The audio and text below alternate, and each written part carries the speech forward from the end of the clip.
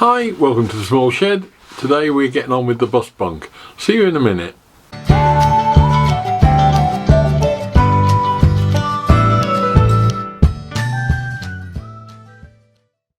Now just to start off, Happy New Year to one and all. Let's hope that this new year is going to be better than the last one. It was certainly something to put behind us all, I think.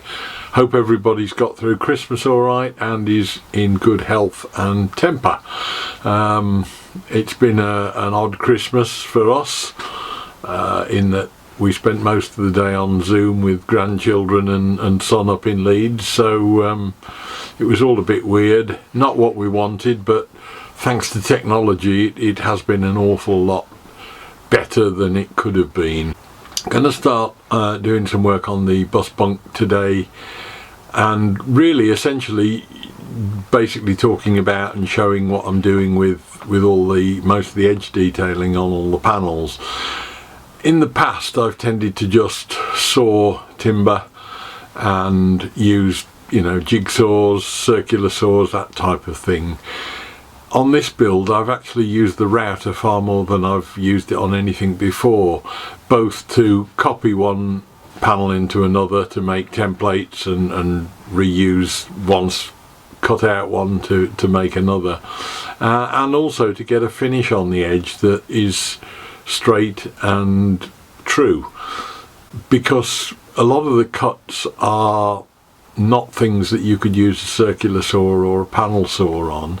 So as you can see, with using the router, getting the good straight edges, it's been a great help on, and also doing all the curves and the roundovers as well. And these are all things which either you do by hand normally with planes and that sort of thing. The router has made this so much quicker and easier to do. Been interesting doing that, so let's make a start, show you how we've got on with the edge detailing, if you like, and hopefully get a bit more progress on getting this thing built. Right, now last time we made the jigs for routering the sides. This time it is time to actually get on and do that. The reason I'm doing it is that you can't get long straight cuts with anything much other than a circular saw, or I can't, and therefore to be able to just put a straight piece of timber along an edge that is maybe slightly off and then run a flush trim bit along it will get you that dead straight edge. So around the windows, the edge of the body, things like that, I shall just be using bits of timber screwed to the inner piece and just run them along with the router. That's not a problem. The wheels, as I mentioned last time, I'm using the little Katsu circle cutting jig, and for the slots I shall just use the two jigs that I made up a couple of weeks ago. That's pretty much, I hope, all of it. The only real area I'm not sure about, that I haven't got round to doing anything by way of a jig for, is the corner of the windows, and they are about 2-inch diameter, so I'm not quite sure what I'm going to do with those. So it's time to brave the not very nice weather and go and get this lot routed up, which will no doubt be a bit messy.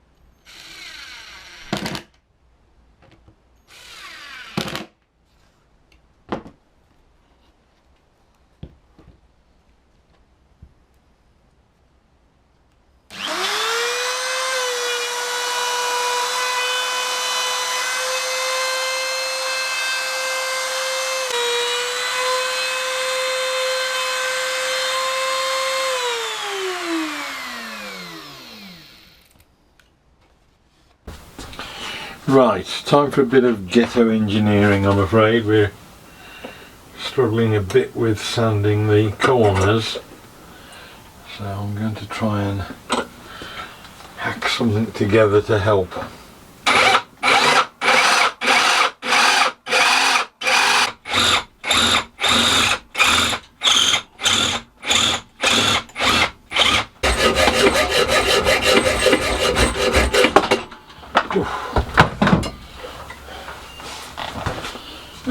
Keeps the old heart rate up.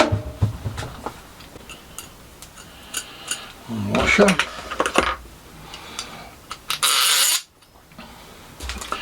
One sleeve from the sander. Now these need compressing to get the sleeve to actually stay on the bobbin. Another washer. Probably be slightly off centre, but shouldn't be too bad. And a big wing nut. I need to do a bit of work on that to get the thread. No, that's okay. Right.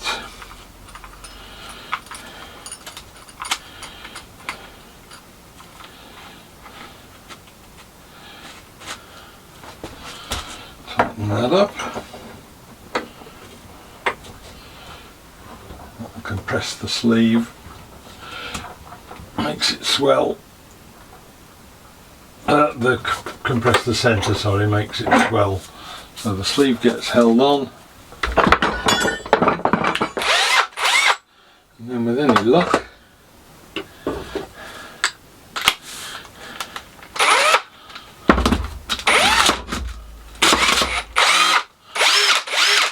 bit crude, but it'll do.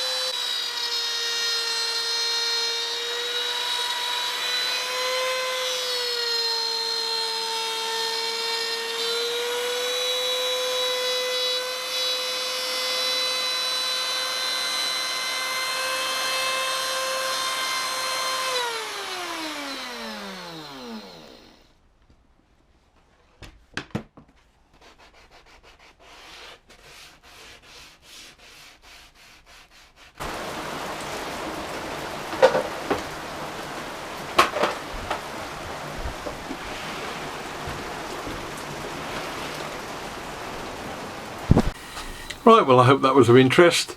It's just, as I say, something new for me, and it's been an interesting experience.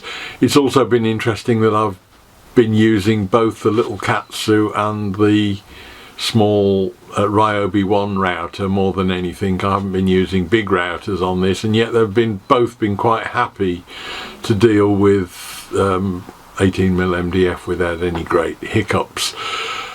There's pluses and minuses on both the tools. The reason I wasn't using the Katsu all of the time was that it's incredibly noisy, and I've got neighbours to think about, so when I'm working out the front, not in the shed, I've had to sort of cut back on using that a bit, and tended to only use it because I've got the circle cutting jig for it. So for things like the wheels and that, I've used the Katsu. The little Ryobi 1 is just as good, if not better, but quieter, being a brushless motor and probably a bit more sophisticated.